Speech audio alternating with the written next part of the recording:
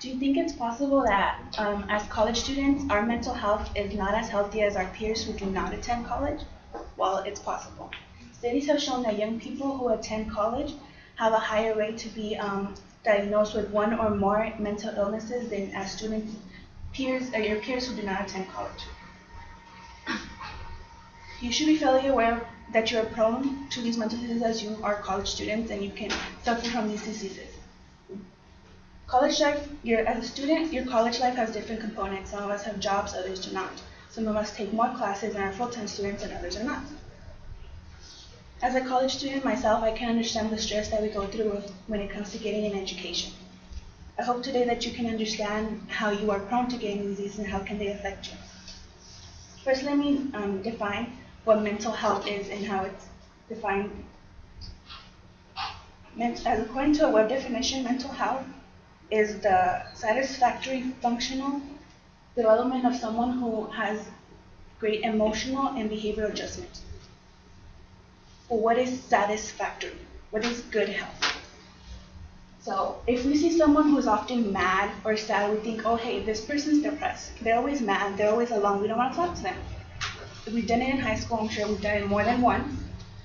But in order to be considered mentally healthy, you're happy with your life choices. You have to be happy with the fact that the shoes that you're wearing, they look good on you. You have to be happy with the fact that you chose to come here to the school. It's good for you.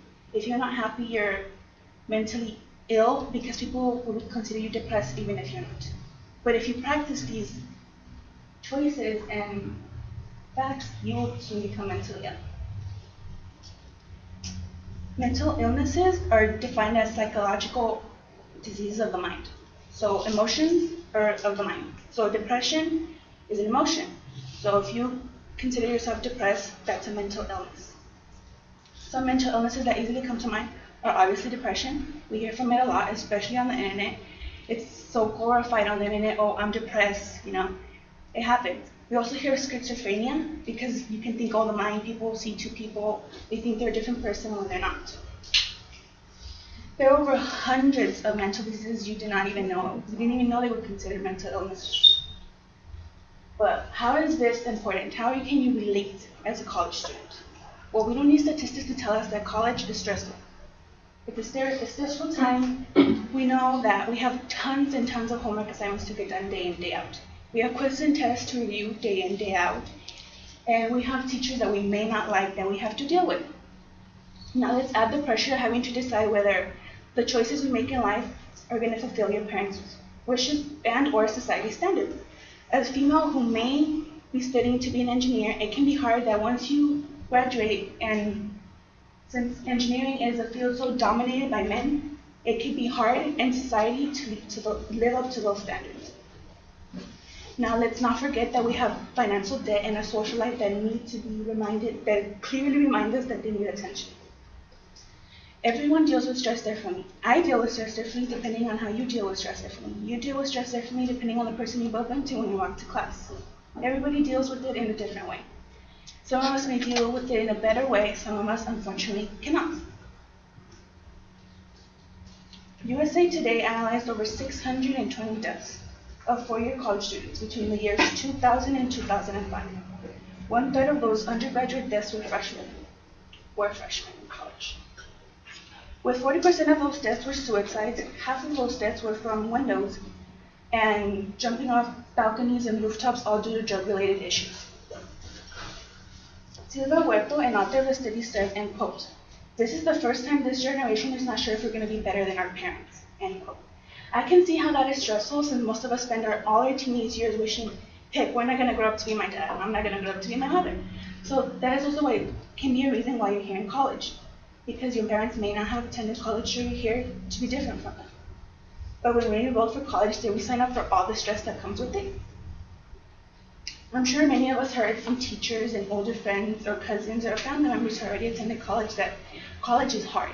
You get tons and tons of homework. Teachers are not here to help you and remind you, oh, you have an assignment tomorrow and you have a test. They tell you and you have to be done. We also know that with tons of homework and tests to study for, come very little amounts of time to sleep, therefore leading to drinking coffee. If you didn't drink coffee in high school and you didn't like it, Well, sometimes you use it now. Energy drinks, because you need to stay awake. And yes, life, because sometimes you feel dead with all these quizzes and homework being piled up.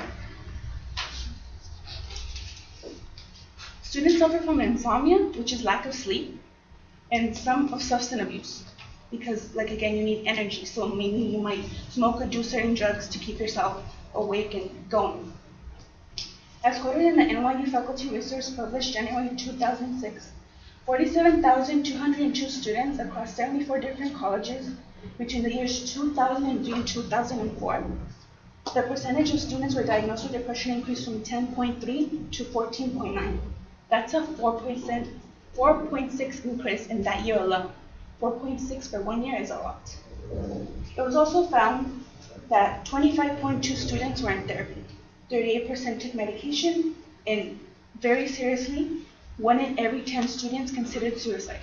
So if there's 20 or 30 of us in here, about 2 or 3 of us have seriously or can seriously consider suicide due to all the stress of college. 40% of males and 50% of females reported trouble functioning throughout their college career. Well, we know the statistics don't lie, but how are these mental illnesses related to us? And what can we do to prevent them, or how do we work with them? Mental illnesses are not something to be ignored. They're not like the cough or the cold that you can ignore and hopefully they go away in a week or 2. Mental illnesses are a serious matter. Understanding that we are prone to getting these mental illnesses is the first step to staying healthy. The second would be understanding what mental illnesses are and what are some symptoms. It's better to be safe than sorry. The third would be seeking help. Mental students who have considered suicide or have committed suicide is due to the fact that they were not treated or diagnosed. Many colleges offer this help for different students, such as here at CSULA. They offer different services, such as one-on-one counseling with a professional who can help you, or group counseling. They also offer many services or resources as PDF files that you can download, such as being able to cope with a panic attack or insomnia. You can all download that for free. You don't have to make an appointment, so it's there for you. You don't have to worry about your friends finding out, or your parents, or your roommates, or your teachers.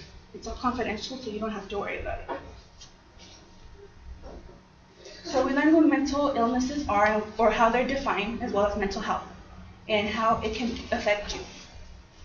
Having a support system for the next 4 years is something you definitely need to stay healthy. Mental illnesses can affect us, and they can be a huge part of our lives if we don't take care of them. Success is at the end for everyone if we work for it. So let's not let something as little as stress become an obstacle for us. Thank you.